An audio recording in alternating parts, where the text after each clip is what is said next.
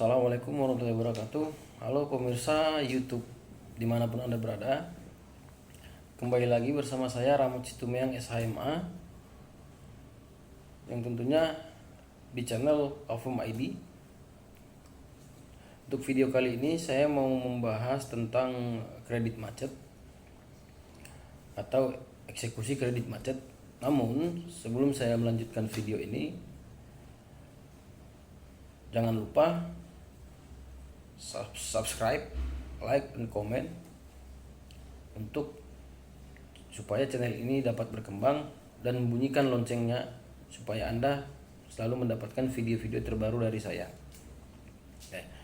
Nah, pertanyaannya begini, apakah leasing boleh melakukan penarikan kendaraan atas kredit macet dengan menggunakan jasa pihak ketiga atau debt collector, dan bagaimana cara menghadapi debt collector tersebut?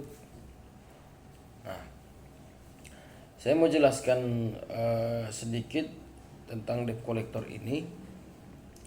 Kalau kita lihat di jalanan-jalanan tertentu, sering kita dapati beberapa orang berkumpul dengan membawa atau memegang satu buku ataupun menggunakan handphone karena sekarang zaman sudah canggih, sambil mengawasi kendaraan-kendaraan yang lalu lalang di jalanan, gitu ya. Sesekali melirik ke jalan untuk mencari target sesuai dengan data yang mereka pegang. Nah, ketika mereka menemukan suatu kendaraan tersebut yang cocok dengan mereka punya data, sering juga terjadi mereka melakukan pencegatan atau penyetopan di jalan, dan sering juga terjadi pemaksaan untuk ditarik kendaraan tersebut. Nah, mereka ini adalah para debt collector atau pihak ketiga yang kerjasama dengan perusahaan-perusahaan leasing untuk melakukan penarikan terhadap barang-barang kreditan yang macet. Nah, praktek-praktek tersebut kerap terjadi di mana-mana, gitu ya. Mau di kota, di desa, di seluruh Indonesia lah, itu sering terjadi. Nah, padahal setiap kendaraan atau setiap perusahaan pembiayaan sudah pasti mendaftarkan pembiayaan tersebut kepada lembaga jaminan fidusia sebagaimana amanat Undang-Undang Nomor 42 Tahun 1999 tentang jaminan fidusia, yang menyebutkan bahwa fidusia itu adalah pengalihan hak kepemilikan suatu benda atas dasar kepercayaan dengan ketentuan bahwa benda yang hak kepemilikannya dialihkan tersebut tetap dalam penguasaan pemilik benda. Nah, artinya dengan adanya penjaminan fidusia tersebut, maka hak si leasing ini terlindungi atas benda sebagai jaminan itu, gitu. Jadi itulah fungsinya suatu pembiayaan itu didaftarkan ke lembaga penjamin fidusia, gitu. Nah, terus juga diatur juga di dalam Undang-Undang Nomor 4 tahun 1996 tentang hak tanggungan yang tetap berada dalam penguasaan pemberi fidusia sebagai agunan bagi pelunasan utang tertentu yang memberikan kedudukan yang diutamakan kepada penerima fidusia terhadap kreditor lainnya. Nah, terus kita lihat juga di dalam pasal 196 ayat 3 HIR atau Herzen Indonesisch Reglement dalam bahasa Belanda, yang mengatur bahwa kreditur harus mengajukan permohonan kepada ketua pengadilan, dalam arti pengadilan negeri, agar dilaksanakan eksekusi atas benda jaminan berdasarkan title eksekutorial, sertifikat jaminan fidusia. Jadi penarikan harus berdasarkan putusan pengadilan dan pelaku eksekusi adalah jurusita pengadilan, bukan dari pihak lembaga pembiayaan. Jadi jelas ya, sahabat-sahabat pemirsa, apabila pemirsa mengalami hal seperti ini, tidak dibenarkan perusahaan pembiayaan ataupun leasing melakukan penarikan dengan cara menggunakan jasa pihak ketiga, dalam halnya debt collector, untuk menarik kendaraan tersebut. Itu tidak dibenarkan. Nah, jadi adapun jaminan fidusia itu tetap harus punya rule atau proses yang sesuai dengan aturan undang-undang. Jadi bukan semerta-merta debt collector berhak untuk melakukan penarikan baik di jalanan ataupun didatangi ke rumah. Itu tidak benar. Dan itu dilarang oleh undang-undang. Nah, dalam peraturan Menteri Keuangan Republik Indonesia pun juga mengatur tentang jaminan fidusia ini, nomor 130 garing PMK 010/2012. Bagi perusahaan pembiayaan yang melakukan pembiayaan konsumen untuk kendaraan bermotor dengan pembebanan jaminan fidusia. Nah, artinya setiap perusahaan leasing wajib mendaftarkan pembiayaan tersebut dengan jaminan fidusia. Nah, supaya apa? Supaya untuk memberikan kepastian hukum bagi perusahaan finance ya, atau perusahaan pembiayaan dan para konsumen sehubungan dengan penyerahan hak milik atas kendaraan bermotor dari konsumen secara kepercayaan atau fidusia kepada perusahaan. Nah, jadi maka perlu dilakukan pendaftaran jaminan fidusia pada kantor pendaftaran fidusia. Nah, tapi pada kenyataan juga banyak perusahaan leasing yang kita lihat tidak membuat perjanjian fidusia dan hanya membuat perjanjian di bawah tangan antara pihak leasing dan si konsumen, gitu ya. Nah, padahal agar sahabat-sahabat juga tahu, pemirsa YouTuber tahu bahwa akta di bawah tangan tersebut mempunyai kelemahan yang sangat nyata, yaitu orang yang tanda tangannya tertera dalam akta dapat mengingkari keaslian tanda tangan tersebut apabila dibuat di bawah tangan, gitu ya. Jadi ketika perjanjian kita buat dari akta di bawah tangan, salah satu dari orang yang berjanji tersebut bisa mengingkari bahwa itu bukan tanda tangan dia, gitu. Jadi itu kelemahannya. Nah, jadi untuk para pemirsa dimanapun Anda berada, bila terjadi pengambilan motor yang dilakukan oleh debt collector di jalan dengan cara melawan hak, gitu ya, atau melawan hukum, maka hal itu sudah merupakan perbuatan perampasan dan dapat dijerat pasal 365 KUHP tentang perampasan barang, gitu ya. Jadi tidak dibenarkan para perusahaan-perusahaan pembiayaan ataupun leasing melakukan penarikan kendaraan dengan menggunakan, baik itu menggunakan jasa debt collector ataupun secara langsung tanpa melalui proses pengadilan atau tanpa didampingi oleh aparat kepolisian dan juga pengadilan dari jurusita. Nah, apabila itu tidak ada pendampingan, maka itu sudah pasti dapat kita laporkan dengan tindak pidana perampasan sebagaimana diatur dalam pasal 365 KUHP.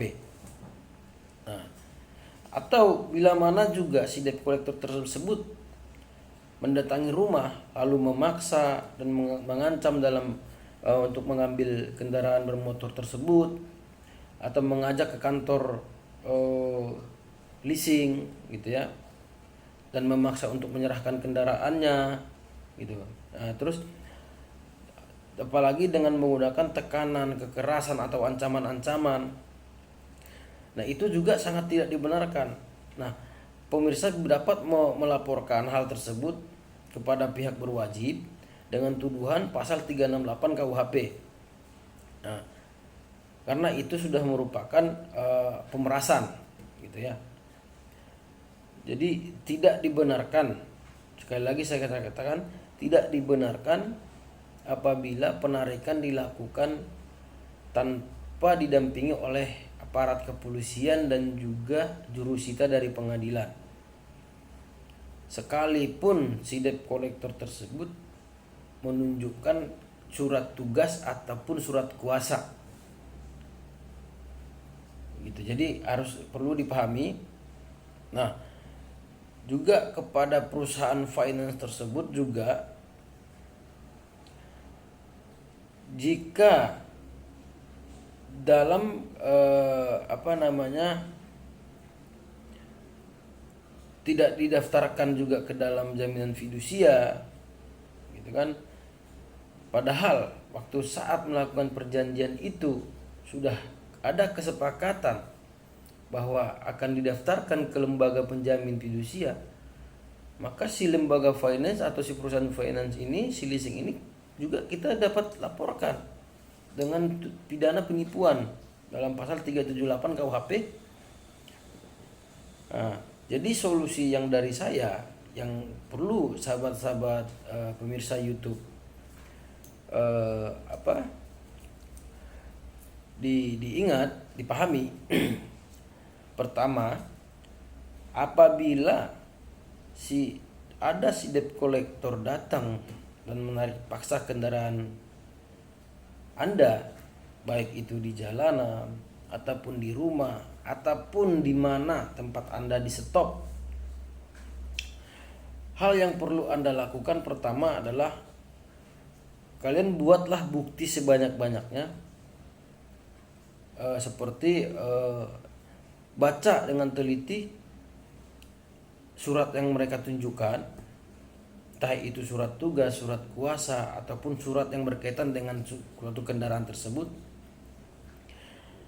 Dan jangan sampai ya dokumen-dokumen atau berkas-berkas saat melakukan kredit pembiayaan tersebut hilang. Ya, jangan sampai hilang atau tercecer. Atau bila mana saudara didatangi oleh debt collector, usahakan untuk memanggil kerabat ataupun tetangga atau pemerintah setempat, baik itu RT RW, kepala desa, gitu ya. Untuk apa? Untuk mengetahui dan menyaksikan apa yang dilakukan oleh si debt collector tersebut.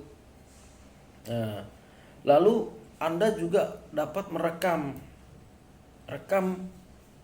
dengan menggunakan handphone Anda bila mana si debt collector mulai melakukan tindakan intimidasi atau ancaman-ancaman kekerasan. Nah, atau bila mana saudara juga diberhentikan di jalan, usahakan meminta pertolongan kepada orang-orang yang ada di sekitar itu atau orang-orang yang lewat atau warga setempat. Nah, dan dapat juga direkam untuk membuat alat bukti video atas tindakan si debt collector tersebut. Itu cara pertama. Nah, cara yang kedua, jangan pernah mau bila dipaksa menandatangani suatu berkas atau dokumen yang Anda tidak tahu apa maksud dan tujuan dari berkas tersebut, sekalipun itu isinya penyerahan kendaraan karena kredit macet, jangan pernah Anda mau tanda tangan ataupun terima. Jadi harus diteliti baik-baik, dan juga jangan pernah mau menyerahkan kendaraannya. Ya, jangan pernah mau menyerahkan kendaraannya ataupun diajak ke kantor leasing. Jangan. Karena ada aturan hukum yang mengatur tentang kredit macet tersebut. Bukan semerta-merta si pihak leasing ini melalui jasa penagihan ini berhak untuk mengambil tanpa aturan hukum atau dasar hukum yang kuat gitu. Jadi harus dipahami. Terus yang ketiga, bila mana pemirsa atau sahabat-sahabat mengalami kekerasan fisik gitu ya, Anda bisa langsung dapat melaporkan hal-hal perbuatan tersebut ke aparat kepolisian setempat atau ke polsek atau aparat desa. Supaya hal ini bisa diantisipasi. Nah, jadi bila mana juga Anda merasa takut untuk menghadapinya sendiri, minta pendampingan pengacara atau lembaga bantuan hukum supaya hak-hak Anda bisa diperjuangkan atau dipertahankan. Nah, jadi Anda bisa mendapatkan suatu keadilan atas hukum.